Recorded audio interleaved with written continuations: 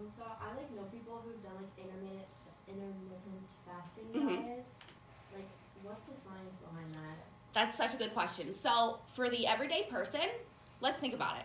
If you're fasting for a longer amount of time and your window of eating is smaller, what are we probably actually affecting? The amount of food we're eating. Think about it. If you only got 6 hours to eat, can I really eat that much food than if I had 12 hours? So it might help you lose weight, but not because you've been fasting, because you're just not eating as much food. Granted, now when some people have, like my father is a type 2 diabetic. For him, I actually try to get him to intermittent fast for 2 reasons. One, he's a nighttime eater. So one, I really know that he's not eating as much at night because he stops eating at 6 p.m. So that's really the biggest effect. 2, when you're a diabetic, your body is a little different in terms of overnight, when your blood sugar kind of starts to drop, your body is then going to release sugar from your liver.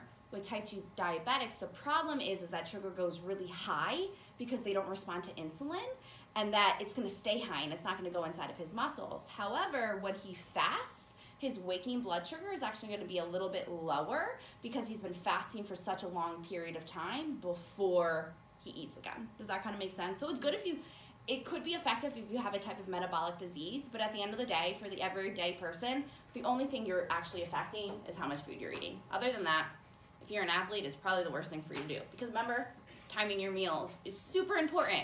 So if you don't have carbs for your game, you're not going to play well, and then you're not going to respond well, and that means that you're probably going to increase the chance of injury for your next performance. What else?